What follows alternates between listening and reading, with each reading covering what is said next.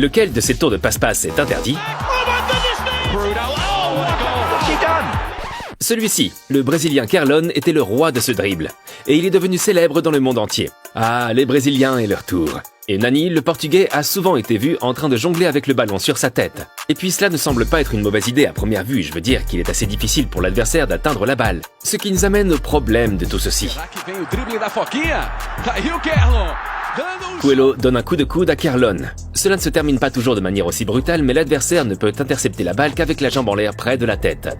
Et dans les règles du football, il dit que le jeu dangereux est interdit. Et oui, si vous driblez le ballon sur votre tête, l'arbitre peut considérer cela comme un jeu dangereux. Parce que, techniquement, vous vous mettez en danger. Ah, j'ai encore appris quelque chose de nouveau. Mais ce n'est pas tout. Voici d'autres choses dans le football qui sont interdites. Parlons des pénaltys, parce qu'il y a pas mal de règles en la matière. Jetez un coup d'œil à ceci. Le joueur court, puis ralentit. C'était autrefois interdit. Aujourd'hui, c'est autorisé. Mais que dire de ceci?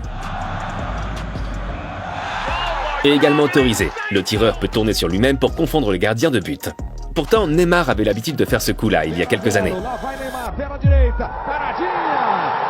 Il courait et arrêtait le tir au dernier moment. Le gardien avait déjà sauté dans un coin et Neymar n'avait plus qu'à frapper le ballon dans l'autre coin. Cela a si bien fonctionné que d'autres joueurs ont commencé à utiliser cette tactique. Mais la FIFA est arrivée et a dit que si la jambe d'appui est déjà à côté du ballon, le mouvement de balancier ne peut plus être interrompu.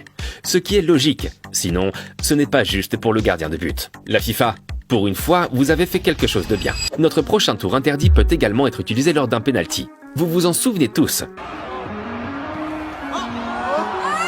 Messi a fait une passe à Suarez qui tire dans le but. Excellent tour de passe-passe, car il désoriente totalement le gardien. Et oui, c'est autorisé. Mais imaginez que le tireur pose le ballon, qu'il recule, que l'arbitre siffle, et que soudain un autre membre de l'équipe s'élance et frappe le ballon. Un bon tour, non? Cependant, ce n'est pas autorisé. Le but n'est pas accordé. Il y a coup franc pour l'autre équipe, et le joueur reçoit un carton jaune en plus. Et maintenant, oui, une décision arbitrale très discutable.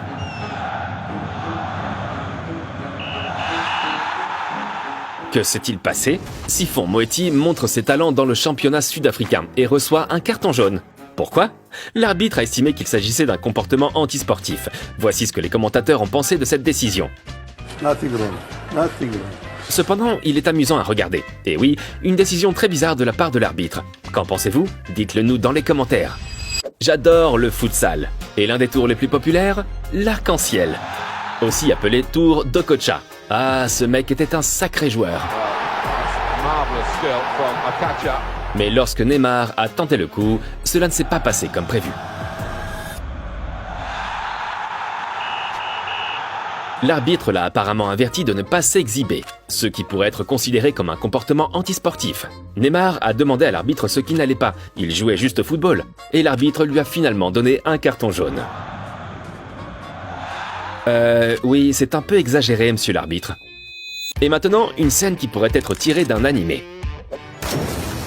Coventry a joué contre Everton en 1970. Il y a eu un coup franc. Quel but! Il a même été élu but de l'année par la BBC. Cependant, ce geste a été interdit.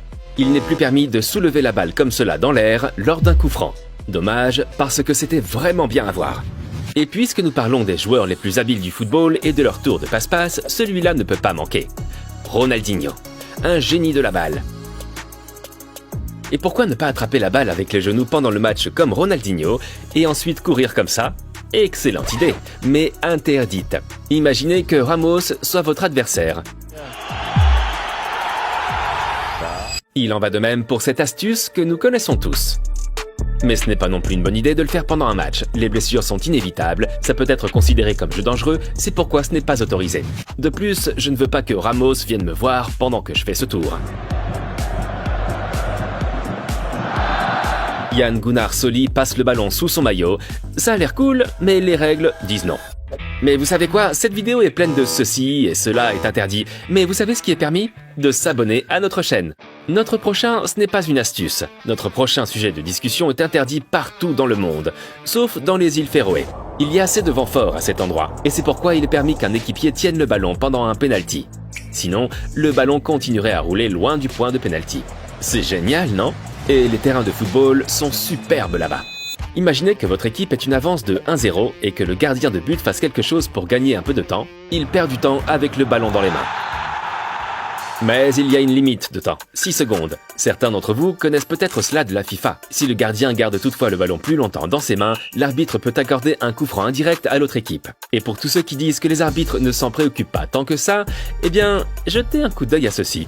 Nous sommes aux Jeux Olympiques de 2012 en Angleterre, demi-finale du tournoi féminin entre le Canada et les États-Unis.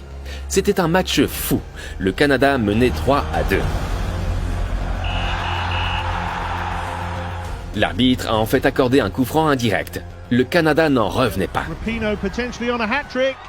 Les États-Unis ont bénéficié d'un penalty pour une main. Et au final, le Canada a perdu le match 4-3, également grâce à une décision arbitrale discutable. En parlant de penalty, le champion du monde Emiliano Martinez est un cauchemar à affronter lors d'une séance de tir au but. Il sait exactement comment pénétrer dans l'esprit de son adversaire.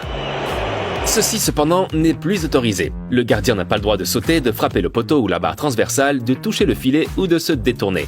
Les adversaires de Martinez seront heureux.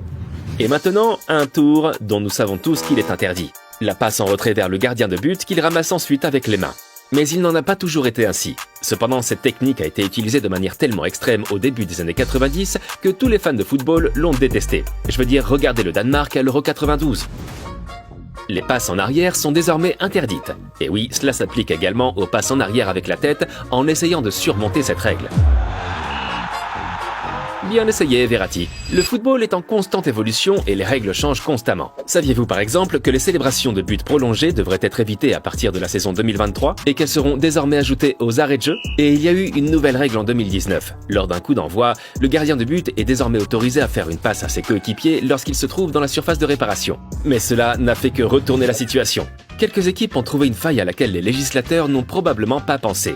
Le gardien de but envoie le ballon à un joueur qui le renvoie de la tête. Le gardien attrape le ballon et peut maintenant aller à la limite de la surface de réparation. Il ne s'agissait pas d'une passe en retour selon les règles de l'époque.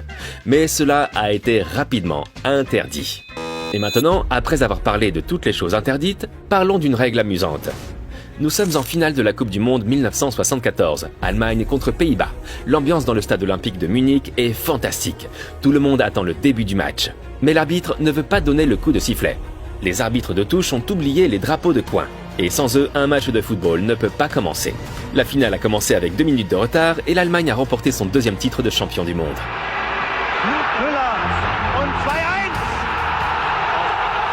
Mais saviez-vous que certaines célébrations de buts sont interdites? Regardez cette vidéo si vous voulez comprendre pourquoi Neymar a reçu un carton rouge pour cette célébration.